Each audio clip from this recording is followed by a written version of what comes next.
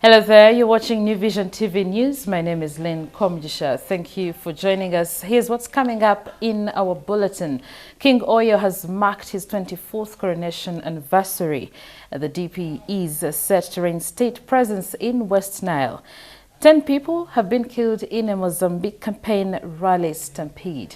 Today in our special report, we also look at the 24 years of King Oyo. Hello there once again. Thank you for joining us. We take a look at news around Uganda. Hundreds of Toro Kingdom's loyalists turned up at the Karuzika Palace to celebrate Omukama Oyo Nyimba Kabamba Iguru's 24th coronation anniversary. Omukama Oyo ascended to the throne on the 12th of September 1995 after the death of his father, Patrick Olimi Kaboyo. The attendees included political leaders, religious leaders and the loyalists. While leading the church service at St. John's Cathedral, the Bishop of Rwenzori Diocese, Reuben Kisembo, applauded King Oyo for promoting peace and unity in Toro Kingdom. Fort Portal Municipality Member of Parliament Alex Ruhunda lightened up the occasion when he inquired when the king intends to marry. Ruhunda said the kingdom's subjects are waiting to see their king get his queen. King Oyo is the cultural leader of more than 2 million people in Toro. The kingdom spreads across the districts of Kabarore, Kamwenge, Chenjojo, Chegegwa, and Bunyangabu, as well as Chitagwenda.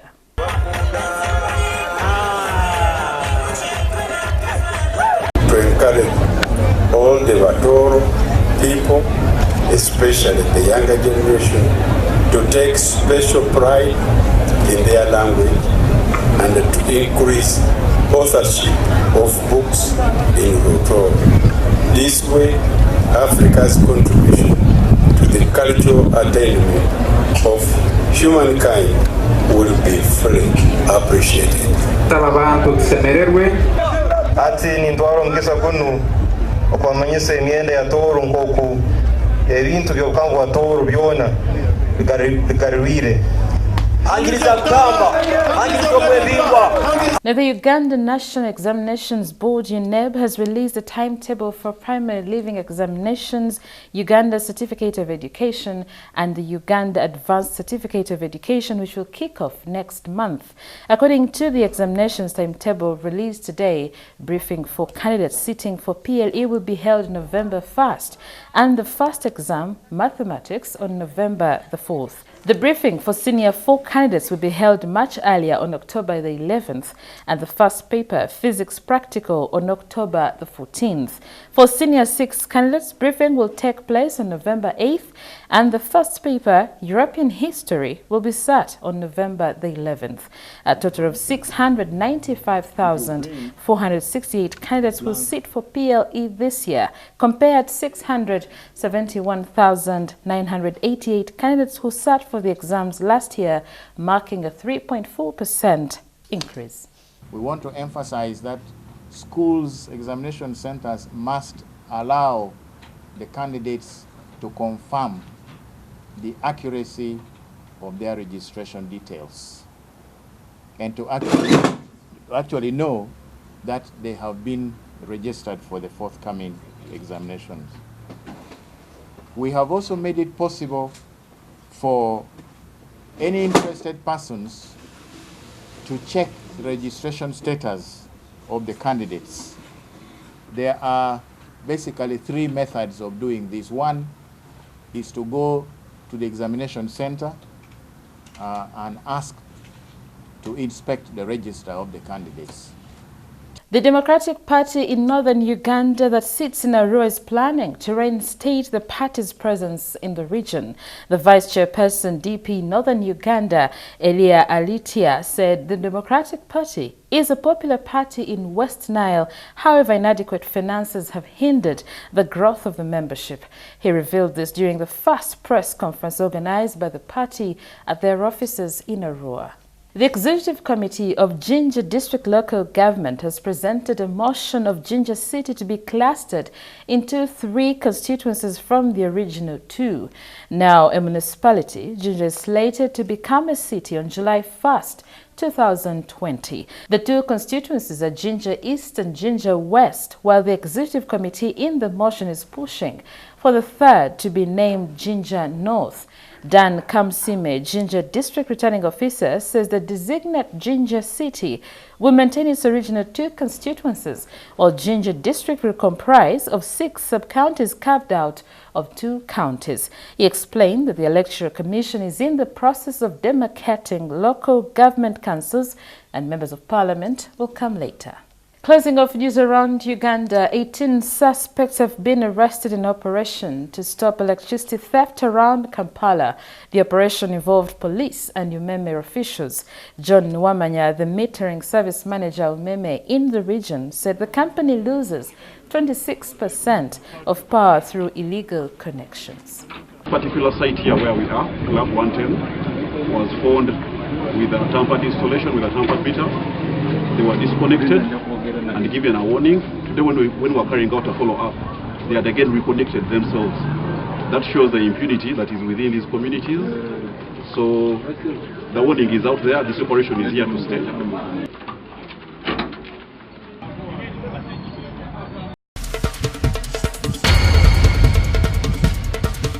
Let's now take a look at the news around the East African region. President Salva Kiir and opposition leader of the SPLM in opposition, Riek Machar, have agreed to form a committee to look into the final report of the Independent Boundary Commission, number of states and their boundaries, to come up with findings suitable for both parties and the people of South Sudan.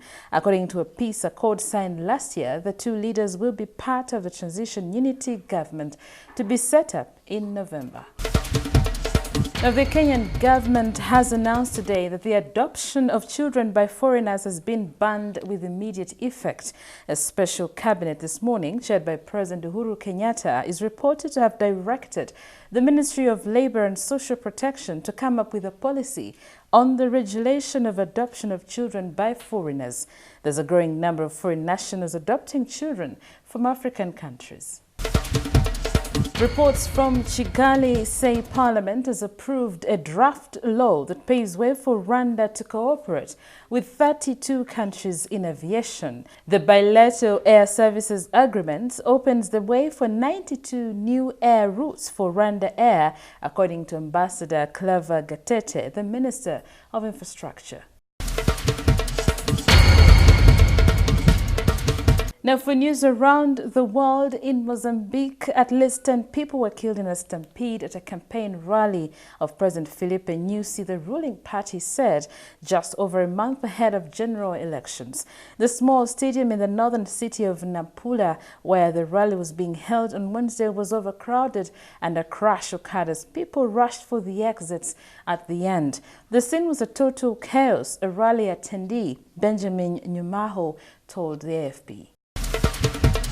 Former President Robert Mugabe's family has said he will be buried early next week in his village and not at a national monument for liberation heroes. The family of Mugabe, who died in Singapore last week, and Zimbabwe's government have been at odds over whether he would be buried in his homestead in Kutama, northwest of Harare, or at the National Heroes Acre in the capital. His nephew Leo Mugabe said that his body will lie in state at Kutama on Sunday night, then followed by a private burial either Monday or Tuesday. Mugabe, whose autocratic rule ended in a military coup in 2017, died last week, aged 95. His body was flown back from Singapore Wednesday. A Nigerian court Wednesday upheld President Muhammadu Buhari's election victory earlier this year, dismissing a request by opposition parties to overturn the result over claims of vote irregularities. The 76-year-old president won a second term with 56% of the February poll, which was long delayed and marred by violence.